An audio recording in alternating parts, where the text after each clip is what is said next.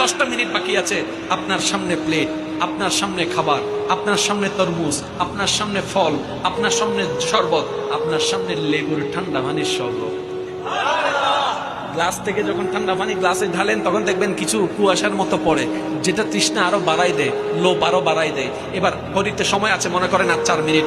আপনার সামনে ছোলা আছে, মুড়ি আছে, সিঙ্গারা আছে, সমোসা আছে, যাই যেটা খাই আর কি, ফল আছে, ফলাদি আছে, শরবত, তার ভিতর আছে লেবুর শরবত, আমের শরবত, ট্যাঙের শরবত, সব সামনে আছে, সময় আছে 4 মিনিট। আপনি সবকিছুকে সামনে রেখে হাত দুটাকে গোটে গোটে দরুদ শরীফ পড়তে আছেন, ইস্তিগফার করতে আছেন, তওবা করতে আছেন, দরুদ পড়তে আছেন, দোয়া পড়তে আছেন। রব জিজ্ঞেস করে, ও আমার ফেরেশতা, আমার বান্দার সামনে খাবার আছে, সে খাচ্ছে না কেন? বলে যে মওলা তোমার হুকুমের অপেক্ষায় আছে, তোমার হুকুমের অপেক্ষায় আছে, তোমার হুকুমের অপেক্ষায় আছে, তোমার আদেশের অপেক্ষায় আছে। রব বলে যে তার পেটে খিদা, সামনে খাবার, খাচ্ছে না কেন? বলে যে মওলা তোমার খুশি করার জন্য, তার হাতে শক্তি থাকা সত্ত্বেও সে তরমুজকে স্পর্শ করছে না, বুকে তৃষ্ণা থাকা সত্ত্বেও লেবুর শরবত, ট্যাঙের শরবতকে সে স্পর্শ করছে না, মওলা তোমাকে খুশি করার জন্য।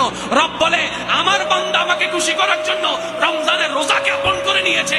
ফেরেশতা, এটা প্রতিদান তোমরা লিখিও না, এটা আমি আল্লাহ আমানত রেখে দিলাম। আমার বান্দা যখন হাসরে আসবে, আমি আল্লাহ নিজে এটা দান করব। আর জিবি বলেন সুবহানাল্লাহ।